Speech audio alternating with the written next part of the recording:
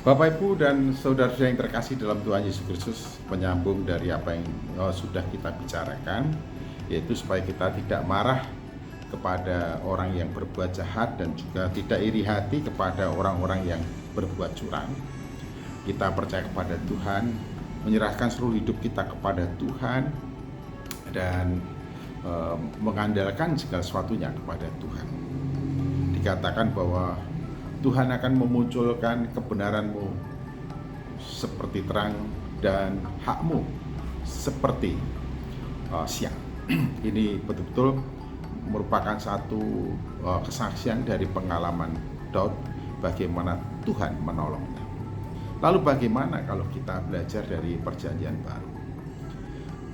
Hidup kita, pribadi kita, diri kita, harga diri kita, eksistensi dan keberadaan kita tidak diputuskan oleh siapapun, oleh orang-orang yang berbuat apapun kepada kita, baik itu berbuat jahat maupun tidak, atau apa yang kita lihat dari orang-orang atau orang-orang yang berusaha untuk menghambat dan juga menghalang-halangi kita. Yang pasti hidup kita, harga diri kita, eksistensi kita, keberadaan kita, nilai kehidupan kita tidak diputuskan oleh seseorang atau orang lain.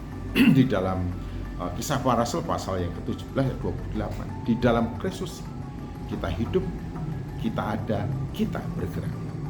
Jadi bukan oleh diri kita, bukan juga oleh orang lain, nilai dan harga diri kita sebagai manusia berdosa itu diputuskan.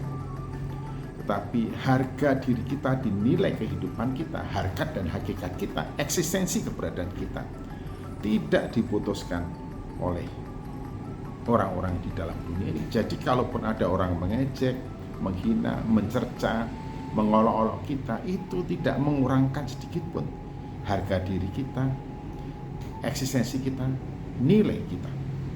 Memang bisa mempengaruhi hati kita, bisa mempengaruhi pikiran kita, bisa mempengaruhi sikap kita kepada orang-orang yang bertindak dan berbuat tidak pada tempatnya pada kita, tidak sewajarnya kepada kita.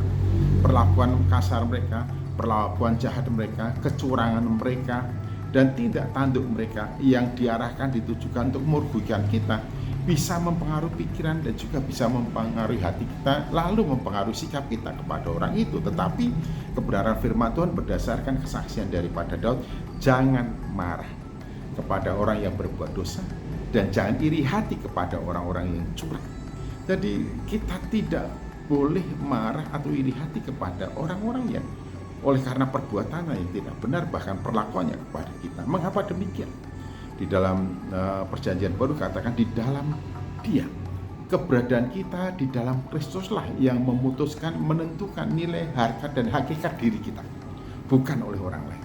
Jadi selama kita ada di dalam Kristus, saudara-saudaraku yang seiman, jangan pernah gentar, jangan pernah takut, jangan pernah terbakar emosi, jangan pernah terintimidasi oleh perlakuan dan perbuatan orang-orang jahat atas diri dan kehidupan kita.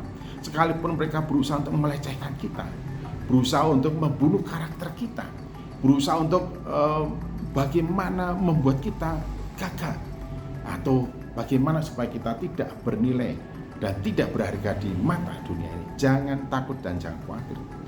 Pengalaman Daud mengatakan Tuhan yang akan memunculkan, Tuhan yang akan mengangkat kita, mengangkat kebenaran kita. Siapakah yang benar pada akhirnya akan tampak dan kelihatan.